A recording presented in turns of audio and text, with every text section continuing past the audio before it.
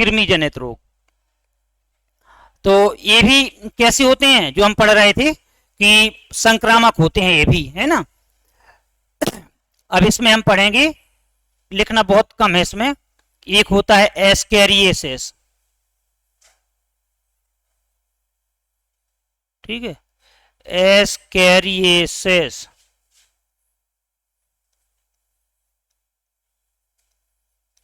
एस्कैरियोसिस, ठीक है, एस्कैरियोसिस, ASCARIASIS, एस्कैरियोसिस। तो जनरली ये आ जाएगा तो पूछा जाएगा कौन सी कृमि के द्वारा होता है ना। तो एस्कैरियोसिस जो होता है तो मुख्य रूप से बच्चों में होता है, और बच्चों में क्या होता है कि उसमें उल्टी, दस्त और हम देखते हैं एनीमिया की शिकायत आ जाती है, रक्त की कमी आ जाती है। तो पूछ लेते हैं कौन से रोग कारक के द्वारा होता है, तो एस्कैरिस, ठीक है। या कभी कभी इसका पूरा नाम लिखा हुआ आ जाता है, तो एस्कैरिस लुम्ब्रिक्वाइडिस। हाँ, रोग कारक है, ठीक है, लुम्ब्रिक्वाइडिस। तो यदि आ जाए कि इसके पैथोजन का नाम क्या है या रोग कारक का नाम, तो एस्कैरिस लुम्ब्रिक्वाइडिस। या कभी, हाँ, पैथोजन का नाम बस लिखना है, ठीक है। जनरली ये क्या पूछ लेते हैं कि कैसे हैं, तो कौन से कृमि के द्वारा होता है, तो एस्कैरिस लुम्ब्रिक्वाइडिस, है ना। क्या होता है, तो बच्चों में होता है, और बच्चों में क्या होता है, इसमें जनरली एनीमिया हो जाता है, यानी रक्त की कमी हो जाती है, ठीक है। अब एक होता है टीनिएसिस, नाम सुना होगा सभी ने, हाँ, टीनिएसिस। ये आता है आपका जनरली परीक्षाओं में, कई बार पूछा गया है, टीनिएसिस। देखिए किस प्रकार से पूछा जाता है। इसमें भी क्या होता है, उल्टी दस्त होती हैं, लेकिन इसमें वयस्कों में टीनिएसिस, TAENIASIS, टीनिएसिस। अब इसमें क्या होता है, कभी कभी पूछ लेते हैं एग्जाम में कि सुअर का अधपका मांस खाने से कौन सा रोग हो जाता है ना।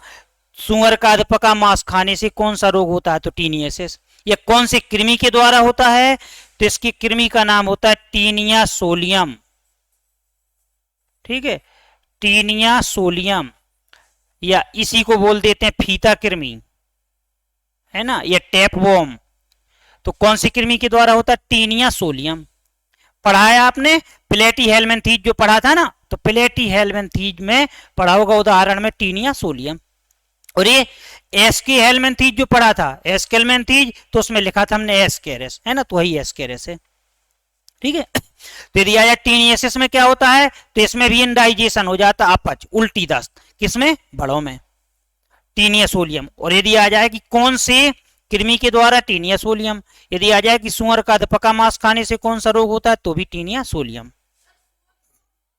बिल्कुल, जो लोग सुअर का मांस खाते हैं, तो हम देखते हैं सुअर जो मल को खाता है ना, तो हम देखते हैं कि सुअर यदि अच्छी तरह से उसको नहीं पकाते हैं तो ज्यादा बड़ी बीमारी नहीं होती है, लेकिन इंडाइजेशन, उल्टी दस्त, है ना। अब ये तो अगला है, एक होता है एलिफेंटिएसिस, इसका भी नाम सुना होगा सभी ने, हाँ, एलिफेंटिएसिस, ठीक है, एलिफेंटिएसिस, है ना। इसको कहते हैं हाथी पांव।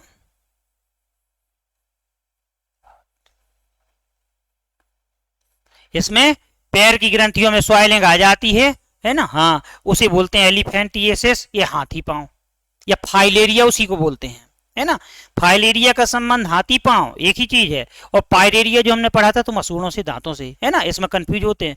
तो एलिफेंटिएसिस, हाथी पांव, ये कौन से परजीवी के द्वारा होता है या कृमि के द्वारा, तो बुचरेरिया, ये बहुत पूछा जाता है, ठीक है, बुचरेरिया। या इसका पूरा नाम होता है बुचरेरिया वेनक्रोफटाई,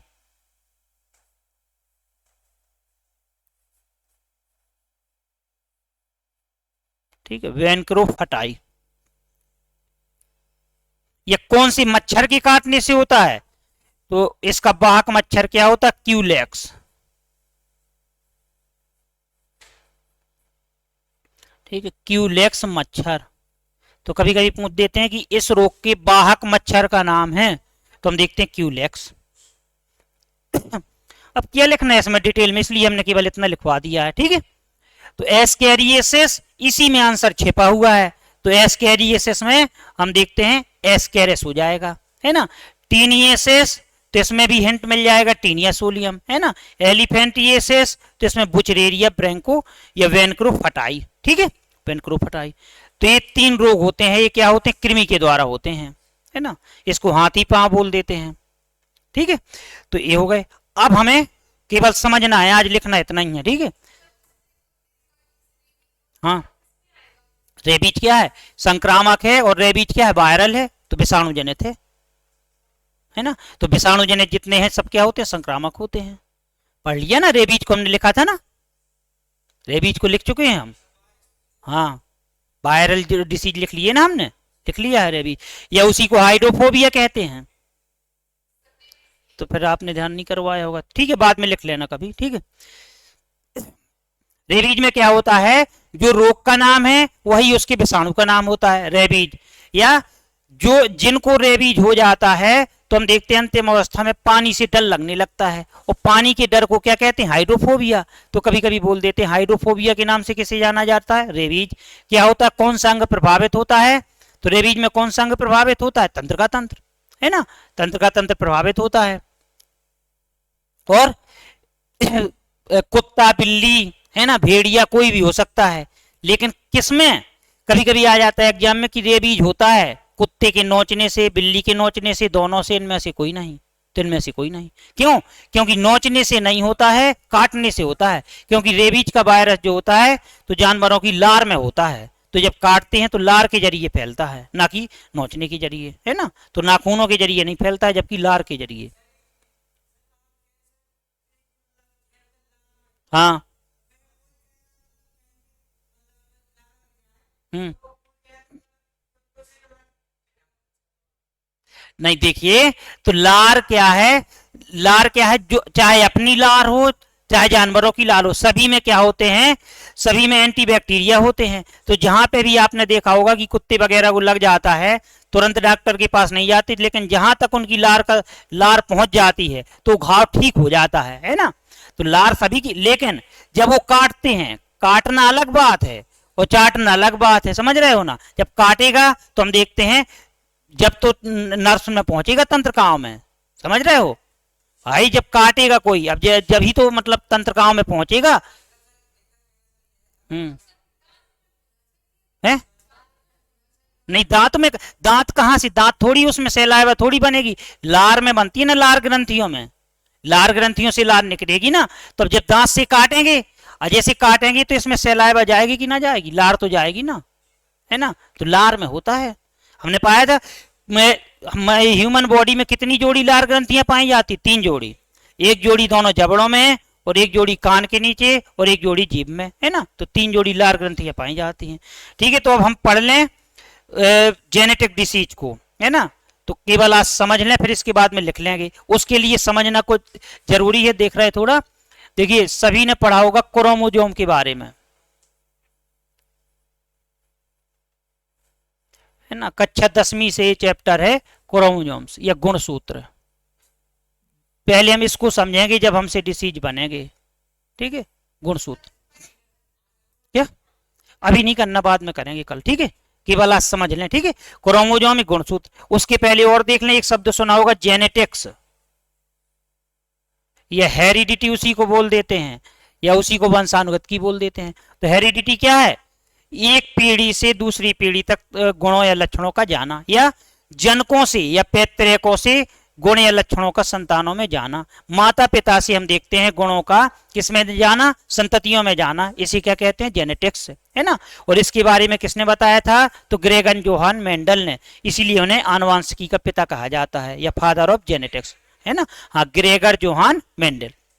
आपने देखा होगा एक ही माता पिता होते हैं, उनकी 2-4 संतानें, जितनी भी संतानें होती हैं तो उनमें कुछ ना कुछ सिमिलरिटी होती है रंग रूप में, है ना। इसीलिए आपने देखा होगा कि गांव में या शहर में कहीं पे भी जाते हैं तो बता देते हैं कि आपका चेहरा, आप हो सकता है कि उनके बच्चे हो, है ना। क्यों, क्योंकि आपके नाक नक्शे के आधार पे। लेकिन जितने भी एक ही माता पिता की दो संतानें हो, तीन हो, पांच हो, समानताओं के बाद भी कुछ ना कुछ वेरिएशन होती है, विभिन्नता होती है ना। इसीलिए हम देखते हैं कि संसार में इतने सारे लोग होते हैं लेकिन कोई भी दो लोग रूबरू एक जैसे नहीं होते, उनमें कुछ ना कुछ अंतर जरूर होता है ना। तो आनुवांशिकता क्या है? पीढ़ी दर पीढ़ी गुणों का जाना। और गुण गुण गुण जो होते हैं तो किस पर आधारित होते हैं? गुणसूत्रों पर आधारित होते हैं। और गुणसूत्र किस पर होते हैं? तो जीन पर, है ना। तो हम देखते हैं मनुष्य में गुणसूत्रों की संख्या कितनी होती है? 46। या जोड़े में आ जाए तो कितनी? 23 पेयर, यही है ना। तो ये गुणसूत्र होते हैं। अब देखिए, यदि गुण क्रोमोसोमल पैटर्न की बात करें, गुणसूत्री विन्यास की बात करें तो क्या होता है? 44 प्लस XX। ये किस में होता है? फीमेल में, ठीक है। महिलाओं में ये हो जाएगा, फीमेल में ये हो जाएगा, और मेल में क्या हो जाएगा? तो 44 प्लस XY। तो यदि आ जाए कि मनुष्य में गुणसूत्रों की संख्या कितनी होती है? तो 46। या मनुष्य की प्रत्येक कोशिका में गुणसूत्रों की संख्या 46। या गुणसूत्रीय विन्यास क्या होता है? तो 44 प्लस XX फीमेल में, 44 प्लस XY मेल में। अब आप देख रहे हो कि फीमेल में और मेल में दोनों में 44 एक समान है ना, यानी 22 जोड़े गुणसूत्र एक समान है। तो इनको बोल देते हैं ऑटोसोम्स, ठीक है, ऑटोसोम्स। यानी ये क्या होते हैं? ये हमारे शारीरिक लक्षणों को निर्धारित करते हैं, है ना। ऑटोसोम्स का कार्य क्या होता है? तो हम देखते हैं शारीरिक लक्षणों को निर्धारित करते हैं। और ये जो हम देखते हैं एक जोड़ी होते हैं तो ये दोनों में भिन्न होते हैं, इनको बोल देते हैं सेक्स क्रोमोसोम, यानी लिंग गुणसूत्र। तो ये संतानों में होने वाले जेंडर का निर्धारण करते हैं कि उत्पन्न होने वाली संतान मेल है या फीमेल है ना। तो यदि आ जाए जनरली कि मनुष्य में गुणसूत्रों की संख्या कितनी होती है? 46, है ना। तो हम देखते हैं कितनी होती है? 46 होती है। और 46 होती है तो क्रोमोसोमल विन्यास क्या होता है? पैटर्न क्या होता है? तो 44 प्लस XX महिलाओं में और 44 प्लस XY पुरुषों में, ठीक है। अब यदि हम कहें जो सेक्स डिटर्मिनेशन की क्रिया होती है तो क्या होता है? जब हम देखते हैं इसमें, ये मान लो फीमेल है, फीमेल में क्या होता है? XX, ठीक है। और मेल की बात करें तो इसमें क्या होता है? XY, ठीक है। अब जब हम देखते हैं सेक्स डिटर्मिनेशन होता है तो इनके बीच में क्रॉस होता है ना। अब क्रॉस होता है तो इस X जब ये X से मिलेगा तो हम देखते हैं, है ना, एक ये हो गया। फिर ये वाला X इस वाले Y से मिलेगा तो XY हो जाएगा, ठीक है। फिर ये वाला X इस वाले X से मिलेगा तो XX हो जाएगा, ठीक है। फिर ये वाला X इस वाले Y से मिलेगा तो क्या हो जाएगा? XY। यानी आप देख रहे हो कि XX भी कितने हैं? 50%, है ना। और 50% हम देखते हैं कि यहाँ XY, ऐसा ही है ना। यानी कहने का तात्पर्य है, कहने का तात्पर्य है कि कोई ये नहीं बता सकता कि यदि एक माता और पिता के बीच हम देखते हैं निषेचन की क्रिया होती है तो उत्पन्न होने वाली संतान नर है कि मादा है, ठीक है। क्यों? ये डिपेंड किस पर करता है? क्रोमोसोम पर। और यदि निषेचन के समय एक्स गुणसूत्र वाला, है ना, एक्स गुणसूत्र वाला अभी फीमेल है तो क्या हो जाएगा? अंडाणु। एक्स गुणसूत्र वाला अंडाणु एक्स गुणसूत्र वाले शुक्राणु से मिलता है तो उत्पन्न होने वाली संतान क्या होगी? मादा होगी। और यदि एक्स गुणसूत्र वाला अंडाणु वाई गुणसूत्र वाले शुक्राणु से मिलता है तो उत्पन्न होने वाली संतान क्या होगी? है ना। यानी कहने का तात्पर्य है कि जनरली कह नहीं देते गांव में लोग या बाहर बोल देते हैं कि मान लो किसी भी लड़की के है, लेडीज के है, महिला के है, यदि पुत्र की प्राप्ति नहीं होती है, लगातार संतान है, लड़कियां हो रही हैं तो दोष देने लगते हैं कि इस लड़की का दोष है, जबकि लड़की का कोई दोष नहीं होता है। यदि कहा जाए तो दोष तो हम देखते हैं मेल का होता है। भाई इसके पास तो एक ही प्रकार के क्रोमोसोम है, एक्स और एक्स ही मिलना है, लेकिन यदि पिता से एक्स मिल गया तो ठीक है, वाई मिल गया तो पुत्र, है ना, और एक्स मिल गया तो पुत्री। तो हम देखते हैं इनके कारण होता है, ना कि हम देखते हैं कोई विसंगतियां है जो। अब यदि क्वेश्चन आ जाए, क्वेश्चन किस प्रकार के आते हैं कि यदि एक महिला के 3 संतानें हैं, 3 संतानें क्या हैं? लगातार 3 पुत्रियां उत्पन्न हुई हैं, तो अगली संतान पुत्र होने की संभावना है 0%, 50%, 99%, 100%, तो 50% लिखेंगे। यानी कुछ भी हो सकता है, 50-50 है ना, कि चाहे पुत्र हो या पुत्री हो, चाहे 10 संतानें हो गई हो इसके बाद भी, तो हम देखते हैं 50-50 लिखेंगे उसमें आंसर, क्योंकि ये निश्चित नहीं है कि होने वाली संतान नर है या मादा है ना।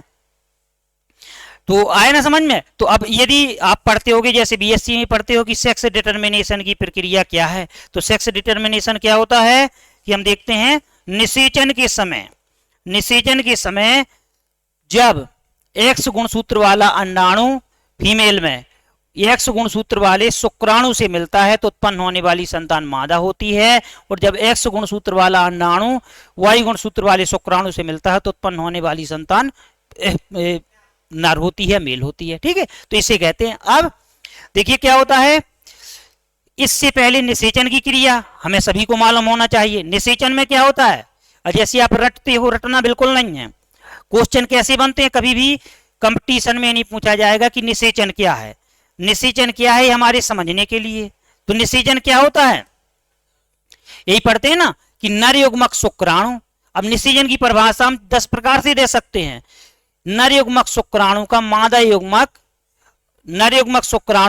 युग्मक अंडाणु से मिलकर युग्मनज बनने की क्रिया निषेचन कहलाती है ना। या अगुणित नर युग्मक क्या होता है, शुक्राणु। अगुणित नर युग्मक शुक्राणु तथा अगुणित मादा युग्मक अंडाणु के आपस में मिलकर जायगोट बनने की क्रिया क्या कहलाती है, निषेचन। भाई ऐसा लिखते हैं ना, ये नहीं, देखिए अब फीमेल की बात करेंगे तो फीमेल में क्या हो जाएगा, ओवम हो जाएगा। ठीक है, अब ओवम क्या होता है, अगुणित होता है, हैप्लॉइड।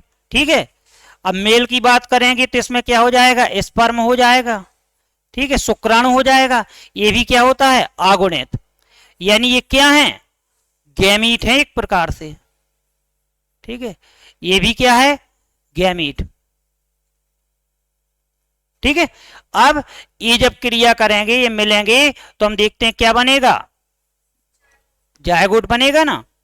जायगोट अभी के, हाँ, फर्टिलाइजेशन की। अभी जायगोट क्या होता है, हो जाएगा डिप्लॉइड की ना हो जाएगा। अब फिर जायगोट से क्या बनेगा, इम्ब्रियो बनेगा, यानी भ्रूण बनेगा। तो इम्ब्रियो क्या हो जाएगा, ये ट्रिप्लॉइड होता है। देखना, अगुणित नर युग्मक यानी शुक्राणु, अगुणित मादा युग्मक यानी अंडाणु के आपस में मिलकर युग्मनज बनने की क्रिया, जायगोट बनने की क्रिया क्या कहलाती है, निषेचन। अब निषेचन की क्रिया कहां पे होती है, तो मादा में अंडवाहिनी में, या उसी को फेलोपियन ट्यूब बोल देते हैं, उसी को ओविडक्ट बोल देते हैं, उसी को अंडवाहिनी बोल देते हैं। और फिर निषेचन के फलस्वरूप क्या बनता है, भ्रूण। अब फिर हम देखते हैं भ्रूण जो होता है, तो भ्रूण क्या है, 3 महीने तक का विकसित शिशु है ना, और इसका विकास कहां पे होता है, गर्भाशय में होता है। तो इस प्रकार से अब हाँ बस वही कर, तो ये गैमीट है ना, मेल गैमीट, फीमेल गैमीट। अब आपका एग्जाम में क्या पूछा जाएगा, और आपने देखा होगा अभी 12th में भी पूछते हैं क्वेश्चन, वो कंपटीशन में भी पूछ लेते हैं कि ओवम होता है या अंडाणु होता है। अंडाणु होता है अगुणित, ठीक है, बहुगुणित, ठीक है, और द्विगुणित। समझ रहे हो ना, यानी अगुणित यानी हैप्लॉइड, द्विगुणित यानी डिप्लॉइड, और बहुगुणित यानी हम देखते, यहां पे हम देखते हैं मल्टी की बात हो जाएगी, है ना। तो ये क्या है, केवल एक है, सिंगल है, तो सिंगल को क्या बोलते हैं, अगुणित यानी हैप्लॉइड, है ना। तो हम देखते हैं ये दोनों क्या है, हैप्लॉइड, तो क्या हो जाएगा, ये अगुणित हो जाएगा। ठीक है, अब क्वेश्चन क्या पूछा जाता है कि अंडाणु में लिंग गुणसूत्रों की संख्या होती है, अंडाणु में लिंग गुणसूत्रों की संख्या होती है। ठीक है, 44 V 46 C 2 और D 1 क्या होगा, तो केवल और केवल एक होगी ना लिंग गुणसूत्रों की संख्या। अब लिंग गुणसूत्र कितने होते हैं, 2 होते हैं, जोड़े में होते हैं ना सेक्स क्रोमोसोम, है ना, तो इनकी संख्या कितनी होगी? एक होगी। इस प्रकार के क्वेश्चन आते हैं, कुछ भी आ जाए। शुक्राणु में ये स्पर्म की बात करें तो स्पर्म में हम देखते हैं क्रोमोसोम की संख्या कितनी होती है, सेक्स क्रोमोसोम की संख्या तो एक होगी, है ना। और यही हैप्लॉइड मिलके क्या बना देते हैं? डिप्लॉइड बना देते हैं, जायगोट बना देते हैं, है ना। और जायगोट क्या है? और कठिन क्वेश्चन पूछे कि जायगोट है यूनिसेलर है मल्टीसेलर है, तो जायगोट क्या है? यूनिसेलर है। देख सकते हैं जायगोट को? नहीं देख सकते ना, तो जायगोट क्या है? यूनिसेलर होता है। एक क्वेश्चन आया थोड़ी समझ में, है ना। तो हम देखते हैं मनुष्य में गुणसूत्रों की संख्या कितनी होती है? 46। ऑटोसोम्स की संख्या 44। लिंग गुणसूत्रों की संख्या 2। ऐसा ही है ना। और यदि क्रोमोसोमल पैटर्न पूछ लें तो हम देखते हैं महिलाओं में क्या होता है? 44 प्लस XX, और पुरुषों में क्या होता है? 44 प्लस XY। ठीक है। अब जब हम देखते हैं कि इनमें कुछ बदलाव आ जाता है तो कुछ दोष उत्पन्न हो जाते हैं, जिनको बोल देते हैं जेनेटिक डिसीज, है ना। जब इन्हीं में उतार चढ़ाव हो जाता है, बदलाव होते हैं, तो हम देखते हैं कुछ दोष उत्पन्न हो जाते हैं, जिनको बोल देते हैं जेनेटिक डिसीज। जैसे हम कहेंगे, जैसे हम कहें टर्नर सिंड्रोम, नाम सुना होगा सभी ने, ठीक है, टर्नर सिंड्रोम, या इसी को कहेंगे टर्नर संलक्षण। अब इसमें क्या होता है? ये महिलाओं में होता है, महिलाओं में होता है, तो महिलाओं में हमें तुरंत देखना चाहिए कि महिलाओं में क्रोमोसोमल पैटर्न क्या होता है। तो महिलाओं में हम देखते हैं क्या होता है? 44 प्लस XX। ठीक है। तो महिलाओं में हम देखते हैं गुणसूत्रीय विन्यास क्या होता है? 44 प्लस XX। जो क्रोमोसोमल पैटर्न की बात करें तो 44 प्लस XX। ठीक है। अब जब किसी महिला को ये डिसीज हो जाता है टर्नर सिंड्रोम, तो उसमें क्या होता है? जो लिंग गुणसूत्र होते हैं यानी सेक्स क्रोमोसोम जो होते हैं, सेक्स क्रोमोसोम क्या हो जाएंगे? 23वें जोड़े के। ये 22वें जोड़े के ये होते हैं, 23वें जोड़े के क्या हो जाएंगे? Sex chromosome. तो इनकी संख्या में कमी आ जाती है और हम देखते हैं क्रोमोसोमल पैटर्न क्या हो जाता है? 44 प्लस X। अब देखना क्वेश्चन क्या आएगा? टर्नर सिंड्रोम होता है स्त्रियों में, पुरुषों में तो स्त्रियों में। अब स्त्रियों में होता है तो गुणसूत्रों की संख्या बढ़ जाती है, घट जाती है, तो घट जाती है, और गुणसूत्रों का पैटर्न जो हो जाएगा, क्रोमोसोमल पैटर्न क्या हो जाएगा? इससे घट के 44 प्लस X। अब कौन सी जोड़े के गुणसूत्रों की संख्या में कमी आ जाती है? तो 23वें जोड़े के, या उसी को क्या कहेंगे? सेक्स क्रोमोसोम कहेंगे। ठीक है। जिससे गुणसूत्रों का विन्यास क्या हो जाएगा? 44 प्लस X। अब आप देख रहे हो कि कमी किसमें आई? सेक्स क्रोमोसोम में। तो हम देखते हैं जो महिलाएं होती हैं वो सेक्सुअल दृष्टि से इमेच्योर हो जाती हैं, यानी अपरिपक्व हो जाती हैं। तो बुक्स में लिखा रहता है जो अंडाशय होता है वो परिवर्धित नहीं हो पाता है, या उनमें स्टेरिलिटी आ जाती है, बांझपन आ जाता है। तो कौन से डिसीज का कारण है? Turner syndrome. अब इसमें आपके कई प्रकार के क्वेश्चन बनेंगे। टर्नर सिंड्रोम है संक्रामक रोग है, असंक्रामक रोग है? तो हम देखते हैं नॉन कम्युनिकेबल पढ़ रहे हैं क्योंकि इनका कोई पैथोजन नहीं होता है, तो असंक्रामक रोग है। असंक्रामक रोग है तो हम देखते हैं कि किसके कोई महिला में टर्नर सिंड्रोम जो होता है, तो हम देखते हैं इसमें गुणसूत्रों की संख्या कितनी होती है? तो गुणसूत्रों की संख्या कितनी? 45। ठीक है। अब कौन से जोड़े के गुणसूत्रों में विकार उत्पन्न होने से होता है? तो 23वें जोड़े के। ठीक है। अब गुणसूत्रों का विन्यास क्या हो जाता है? तो 44 प्लस X। अब क्योंकि लिंग गुणसूत्र कितने होते हैं? XX। तो हम देखते हैं पक्का है कि जब सेक्स क्रोमोसोम में कमी आएगी तो सेक्सुअल दृष्टि से मैच्योरिटी आ जाएगी। तो हम देखते हैं महिलाओं में लिंग का परिपक्वता आ जाती है, या अंडाशय परिवर्धित नहीं हो पाती है, या उनमें स्टेरिलिटी आ जाती है, बांझपन आ जाता है। बनेगा। अब इसी प्रकार से एक डिसीज होता है क्लीनेफेल्टर्स।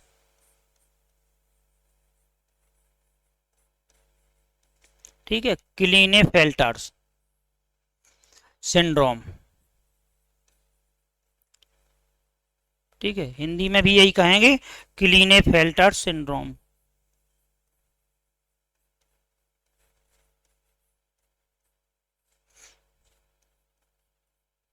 अब इसमें ये किससे है? तो पुरुषों से रिलेटेड है। अब पुरुषों में हम देखते हैं क्रोमोसोमल पैटर्न क्या होता है? तो 44 XY। ठीक है। और जब पुरुषों में ये दोष हो जाता है तो क्या होता है? तो उनमें हम देखते हैं गुणसूत्रों का विन्यास क्या हो जाता है? गुणसूत्रों की संख्या बढ़ जाती है, घट जाती है, तो गुणसूत्रों की संख्या बढ़ जाती है।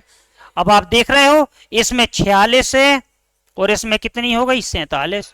तो गुणसूत्रों की संख्या क्या होती है, बढ़ जाती है। और कौन से जोड़े के गुणसूत्रों की संख्या बढ़ जाती है, तो 23 में। अब आप देख रहे हो कि पुरुषों में क्रोमोसोमल विन्यास क्या होता है, 44 प्लस एक्स वाई। अभी एक एक्स एक्स्ट्रा आ गया, एक्स एक्स्ट्रा किससे आ जाता है, स्त्रियों से। तो इसीलिए किस दोष से ग्रसित पुरुषों में स्त्रियों के लक्षण आ जाते हैं, तो क्लीनेफेल्टर सिंड्रोम में। अब स्त्रियों के यानी हम देखते हैं उनमें अंडाशय, स्त्रियों में क्या होता है, आवाज पतली हो जाती है। और हम देखते हैं पुरुषों में क्या होता है, जो हम देखते हैं थोरेसिस या चेस्ट की बात करें या मेमोरी ग्लैंड होती हैं तो ज्यादा विकसित हो जाती हैं, स्तन ग्रंथियां विकसित हो जाती हैं और आवाज जो होती है पतली हो जाती है। तो नहीं, महिलाओं की आवाज पुरुषों की तुलना में पतली होती है। मेल सही की बता रहे हम। तो क्यों, क्योंकि फीमेल का कैरेक्टर आ जाता है मेल में। मेल में फीमेल का क्रोमोसोम आ गया ना एक एक्स, तो एस्ट्रल कैरेक्टर किसके आ जाते हैं, मेल के। तो हम देखते हैं इनमें मेमोरी ग्लैंड ज्यादा विकसित हो जाती हैं, आवाज पतली हो जाती है, तो ये या उनमें स्टेरिलिटी आ जाती है ना। तो हम देखते हैं कौन सा है, क्लीनेफेल्टर्स, है ना। तो ये हो जाएगा। अब आ जाएगा क्लीनेफेल्टर्स से ग्रसित व्यक्तियों में गुणसूत्रों की संख्या बढ़ जाती है, घट जाती है, तो बढ़ जाती है। तो कौन से जोड़े के, 23वें जोड़े के गुणसूत्र विन्यास क्या हो जाएगा। और हम देखते हैं लक्षण क्या हो जाएंगे, सिम्टम्स की बात करें तो हम देखते हैं इस प्रकार से, ठीक है, बनेगा ना। अब कुछ रोग होते हैं, जैसे एक पूछा जाता है आपका एग्जाम में,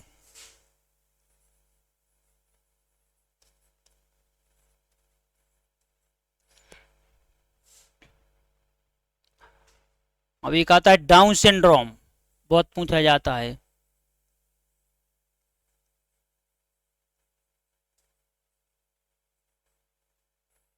ठीक है, डाउन सिंड्रोम।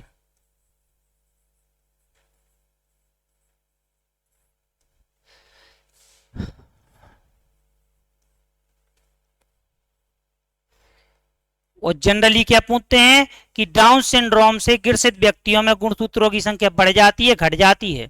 तो डाउन मीन्स क्या है, घटना, लेकिन उल्टा होता है इसका। तो गुणसूत्रों की संख्या क्या होती है, बढ़ जाती है। और इसी को बोल देते हैं मंगोली जड़ता। एक नाम और आता है मंगोली जड़ता, ठीक है। तो इस दोष से अभी कौन से, अभी तक हम पढ़ रहे थे लिंग गुणसूत्रों में परिवर्तन के कारण, अब हम देखते हैं ऑटोसोम्स, है ना।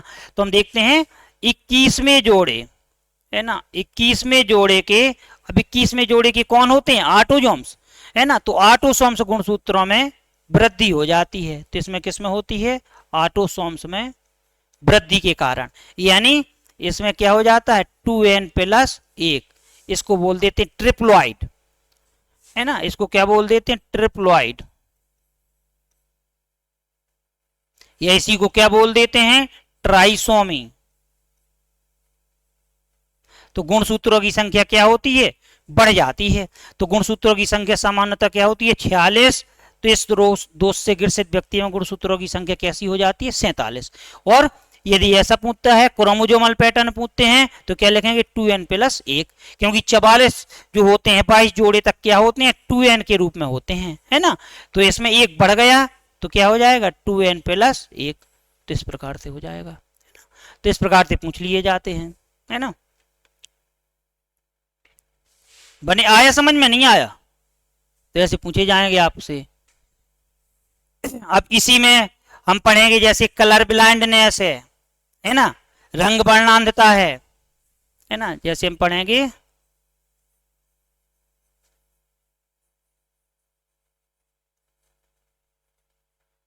अब जिसमें रंग वर्णांधता हो जाती है, तो रंग वर्णांधता में क्या होता है, मिलते जुलते रंगों में भेद नहीं कर पाता है, या लाल और हरे रंगों में भेद नहीं कर पाता है।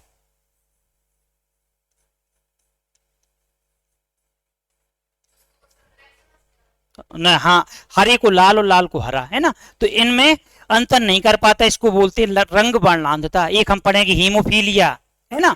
तो आपका देखिए एग्जाम में क्या पूछा जाएगा, एग्जाम में क्रॉस करवा के पूछ लेते हैं कि यदि एक वर्णांध स्त्री का विवाह है सामान्य पुरुष के साथ हो जाए तो उससे उत्पन्न होने वाली संतान होगी, है ना। तो देखिए जो वर्णांध हो, वर्णांध क्या है, जिसमें वर्णांधता कलर ब्लाइंडनेस होती है ना। जैसे मान लो ये कहें ये क्या है, ये सामान्य स्त्री कहलाएगी। एक्स एक्स क्या है, सामान्य स्त्री कहलाएगी। ठीक है। और यदि ऐसा लिखा है, सी मीन्स क्या हो जाएगा, कलर ब्लाइंडनेस यानी वर्णांध। ऐसा लिखा है तो क्या हो जाएगी, वाहक स्त्री। हाँ, वाहक यानी कैरियर की बात करें, ले जाने का कार्य जो करती हैं, है ना। ये मतलब वर्णांध नहीं है लेकिन वाहक है, यानी इस रोग को ले जाने का कार्य करेगी अगली जनरेशन में, है ना। अब यदि ऐसा है, दोनों के ऊपर सी है, तो ये कहलाएगा वर्णांध स्त्री। यानी इसमें क्या हो जाएगा, इसमें हम देखते हैं कलर ब्लाइंडनेस है। ठीक है। अब यदि पुरुष में है तो एक्स वाई ये क्या हो जाएगा, सामान्य पुरुष हो जाएगा। ठीक है। और यदि एक्स और सी वाई लिखा है तो क्या हो जाएगा, नहीं, पुरुष कभी वाहक नहीं होते, ये वर्णांध पुरुष। क्यों, क्योंकि हम देखते हैं वर्णांधता का जींस कहां पे रहेगा, क्रोमोसोम केवल एक्स पर रहता है, ना कि वाई पे, केवल एक्स पर रहता है। तो हम देखते हैं पुरुष कभी भी वाहक नहीं होते, है ना, ना हीमोफीलिया के ना इसके, क्योंकि वाई पे तो होता ही नहीं है। तो इसमें हम देखते हैं ये क्या माना जाएगा, वर्णांध पुरुष, है ना। अब इसके बाद आपके क्रॉस पूछे जाएंगे, है ना, आए थोड़ी समझ में। अब देखिए, यदि हमने समझ लिया तो हमें रटने की जरूरत नहीं पड़ेगी। अब क्वेश्चन क्या पूछा जाए, मान लो यदि एक वाहक स्त्री का विवाह है, वाहक स्त्री यानी क्या हो जाएगा, वाई तो होता ही नहीं स्त्रियों में, है ना। यदि एक वाहक स्त्री का विवाह है, ठीक है, सामान्य पुरुष से हो जाए, सामान्य पुरुष क्या हो जाएगा, ठीक है, ये हम देखते हैं फीमेल है और ये मेल है।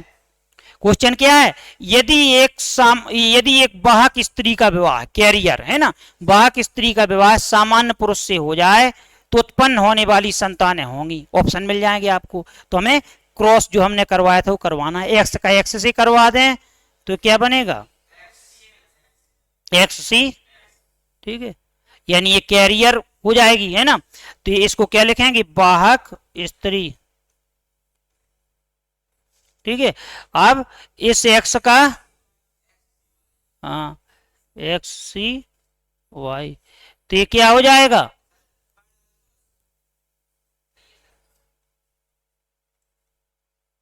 वर्णांध से मतलब कलर ब्लाइंडनेस से है। ठीक है। अब वाहक से मतलब कैरियर से, ले जाने का जो कार्य करती हैं गुणसूत्रों को, है ना, या रोग को। अब इस एक्स तो क्या हो जाएगा, सामान्य स्त्री।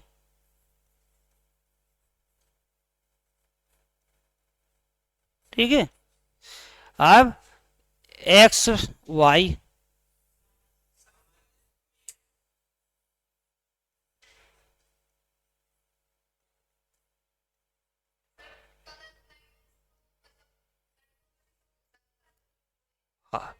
अरे तो क्या कह रहे, लड़कों में हुआ है ना। देखिए जनरली क्या होता है, इस स्त्रियों से, स्त्री यदि महिला और पुरुष की शादी हुई तो स्त्री के जो कैरेक्टर हैं वो बच्ची में जाएंगे जनरली, और जो पुरुष के हैं तो बच्ची में जाएंगे जनरली। लड़के जो स्त्री है तो स्त्री के लक्षण किस में जाएंगे, लड़के में जाएंगे, पुत्र में, और जो पुरुष है तो लड़की में जाएंगे। समझ रहे हो ना, उल्टा होता है ना। इसीलिए आपने घरों में भी देखा होगा कि जिन कपल्स में यदि बच्चा पैदा हुआ लड़का, तो लड़का के लक्षण हम देखते हैं मम्मी से मिलेंगे अधिकतर, और जो लड़की होती है तो हम देखते हैं पिता से मिलेंगे, है ना। बताया नहीं, है ना, होता है। लेकिन कभी कभी ऐसा होता है कि कभी कभी उल्टा होता है, तो जरूरी नहीं हो सकता है दादा दादी के लक्षण आ गए हों, जरूरी नहीं है कि सीधे माता पिता से आ जाएं, है ना। जैसे कहें कि आपके मम्मी पापा दोनों की आंखें मतलब भूरी नहीं है, आपकी दादी की आंखें भूरी थी, नानी की तो आपकी भूरी हो गई, तो ये मतलब जरूरी नहीं कि सीधी एक पीढ़ी से लक्षण आ जाएं, दूसरी पीढ़ी से भी आ सकते हैं, तीसरी से भी आ सकते हैं। हाँ। ठीक है। अब इसमें समझा। अब क्वेश्चन क्या पूछा जाएगा, यदि एक यदि एक वाहक स्त्री का विवाह है, और कौन सी वाहक, तो हम देखते हैं रंग वर्णा कलर ब्लाइंडनेस कैरियर है ना, तो रंग वर्णांध वाहक स्त्री का विवाह एक सामान्य पुरुष से हो जाए तो उत्पन्न होने वाली संतान होंगी। तो देखिए स्त्रियां 25% स्त्रियां आप इसमें देख रहे हो है ना, 25% स्त्रियां क्या होंगी, वाहक, यही है ना, और 25% पुरुष जो हैं वो क्या होंगे, वर्णांध, और 25% सामान्य स्त्रियां और 25% हम देखते हैं सामान्य पुरुष। अब ये जो ऑप्शन में आएगा तो ये आपका आंसर हो जाएगा, बनेगा ना। अब देखिए हमें कुछ करना पड़ा, केवल क्रॉस करवा देना, बस ये देखना है पुरुष कभी वाहक नहीं होते, क्योंकि वर्णांधता का लक्षण केवल किस पर आएगा, एक्स पर आएगा, वाई पे कभी भी आएगा ही नहीं। अब दोनों में हो जाते तो हम देखते हैं कि अब स्त्रियां क्या हैं, वाहक, ना कि वर्णांध, इस प्रकार से आएंगे, मानेंगे। जटिल है थोड़ी, पहली बार आपने पढ़ा होगा तो हो सकता ना आए समझ में, है ना, तो इस प्रकार से। अब जैसे बताइए कितना रट्टा मारेंगे, रट नहीं सकते ना इन चीजों को, रटा नहीं जा सकता, केवल समझा जा सकता है। अब मान लो हम दूसरा करें, अब इसमें क्या, अब कहें कि यदि एक, हाँ ठीक है, यदि एक सामान्य स्त्री, स्त्री को सामान्य कर दिया, ठीक है, यदि एक सामान्य स्त्री का विवाह, पुरुष को क्या करना है, वर्णांध कर दो, तो वर्णांध पुरुष से हो जाए, ठीक है, ये मेल है, तो वर्णांध पुरुष से हो जाए तो संतानें होंगी। तो देखिए जो इसका आंसर आएगा, ठीक है,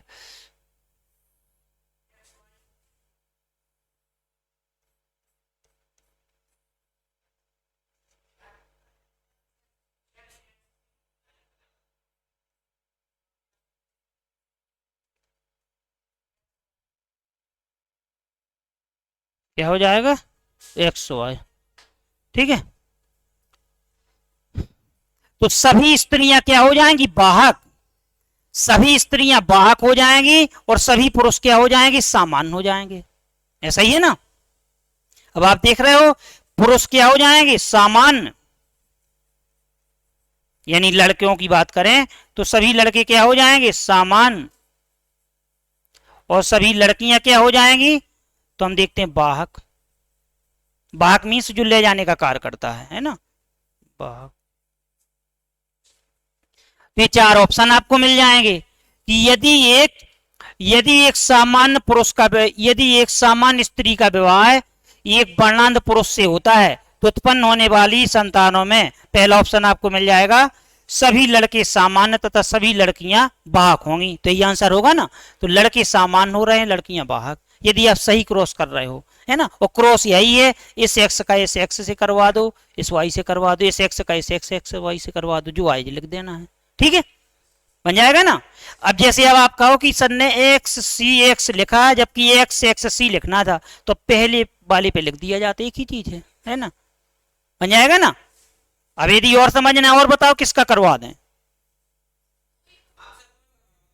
क्यों, इसमें तो बन सकते कई क्रॉस। अब मान लो लिख दें कि यदि एक वर्णांध स्त्री, ठीक है, अब मान लो वर्णांध स्त्री है तो आप करिए, हम देख रहे हैं ये वर्णांध स्त्री, अब यदि एक वर्णांध स्त्री का विवाह वाहक पुरुष से हो जाए, नहीं वर्णांध पुरुष से हो जाए, पुरुष क्योंकि वाहक नहीं होते, ठीक है, बिल्कुल।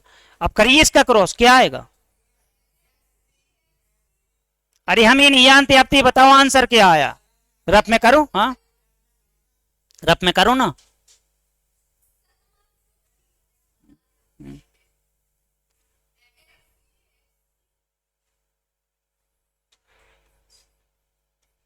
बताओ जल्दी कौन कर पाता है।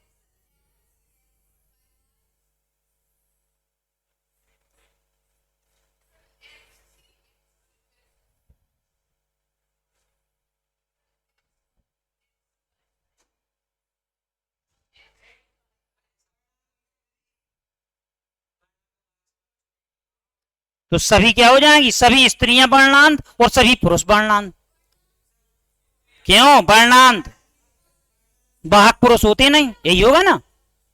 तो यदि एक एक वर्णांध स्त्री का विवाह है वर्णांध पुरुष से हो जाए तो हम देखते हैं सभी बच्चे और बच्चियां वर्णांध होंगी, होगा ना।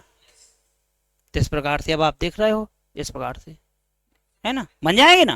तो ऐसे आते हैं आपके, जितना ही हाई लेवल का एग्जाम दोगे उसमें आएंगे। अभी जैसे ग्रेड 1 का हुआ था, एमपी ग्रेड 1 का, तो उसमें 2-3 क्रॉस पूछे गए थे, है ना। अब 1 नंबर का एक आता है, तो जितने क्वेश्चन आ जाएंगे तो उतने नंबर है। हाँ बिल्कुल ठीक है, बनेगी ना ये। आप इस प्रकार से क्वेश्चन आते हैं, तो हमें ये देखना है, ठीक है। इसमें और भी पूछ लेते हैं, जैसे हीमोफीलिया, तो यदि इसको हमने समझ लिया तो वैसा ही हीमोफीलिया है। हीमोफीलिया का नाम सुना होगा सभी ने। अब हीमोफीलिया को अन्य किस रोग के नाम से जाना जाता है, तो हीमोफीलिया को ब्लीडर्स रोग भी कह देते हैं, ठीक है, ब्लीडर्स डिसीज भी बोल देते हैं, ठीक है। और क्या बोल देते हैं, इसे रॉयल डिसीज भी बोल देते हैं, ठीक है।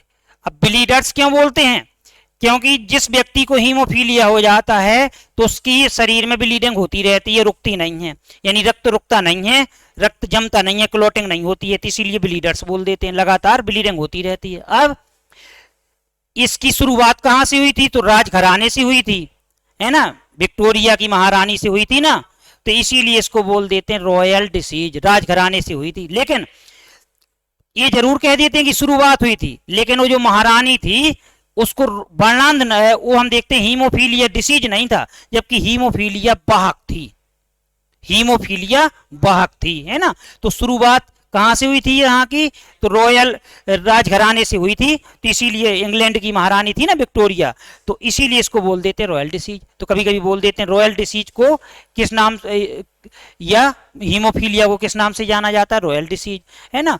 ब्लड इसमें बहता रहता है तो हम देखते हैं, इसीलिए ब्लीडर्स बोल देते हैं, है ना। अब हम देखते हैं कि जनरली यदि हमें चोट लग जाती है, तो चोट लग जाती है तो कुछ समय पश्चात उस स्थान से, जैसे हम छिल जाते हैं, गिर जाते हैं, तो ब्लड का निकलना बंद हो जाता है 2 से 5 मिनट में, यानी ब्लड क्लॉटिंग हो जाती है। लेकिन जब किसी व्यक्ति को हीमोफीलिया हो जाता है तो उसके शरीर में ब्लड क्लॉटिंग नहीं होती है, यानी जरा सी चोट भी क्या हो जाएगी, हानिकारक। और जब रक्त शरीर में रुकेगा नहीं तो हम देखते हैं मृत्यु की संभावना बढ़ जाएगी, है ना। तो हीमोफीलिया क्या है, हीमोफीलिया ये इसका संबंध किससे है, इसमें रक्त का थक्का नहीं बनता, जिस व्यक्ति को हो जाता है तो ब्लड क्लॉटिंग नहीं होती है। एक जनरली ब्लड क्लॉटिंग का समय कितना होता है, 2 से 5 मिनट। और जब हम देखते हैं जब किसी व्यक्ति को हीमोफीलिया हो जाता है तो 24 घंटे में भी रक्त का थक्का नहीं बनता है, जिससे रोगी की मृत्यु की संभावना बढ़ जाती है ना। तो इसमें भी क्रॉस पूछ लेते हैं। अब जैसे इसमें लिखा तो इसमें क्रॉस कैसे करवाएंगे, हीमोफीलिया का संकेत लिख देंगे, ये क्या हो जाएगा, हीमोफीलिया कैरियर महिला हो जाएगी। और ये क्या हो जाएगा, ये हीमोफिलिक पुरुष हो जाएगा, है ना, क्योंकि पुरुष कभी वाहक नहीं होते हैं इनके, है ना, क्योंकि एक्स पर होता है। और जब ऐसा लिख देंगे तो फिर हीमोफिलिक स्त्री हो जाएगी। हाँ बस बस, सी की जगह इसमें एच लिख देना है, बन जाएंगे ना सभी से इस प्रकार से, ठीक है। तो कल लिखना होगा तो इसको कंप्लीट कर लेंगे, फिर हमारे पूरे डिसीज कंप्लीट हो गए। तो हम कोशिश करेंगे कल 10-12 रोग जितने भी होंगे तो कल हम पूरे लिख लेंगे, बनने लगे ना, है ना। तो देखिए क्या है कि जब हमें नोट करना है तो उससे पहले समझ में आ जाना चाहिए, ठीक है। तो कल इसको लिख लेंगे तो कल अपना ये चैप्टर कंप्लीट हो जाएगा।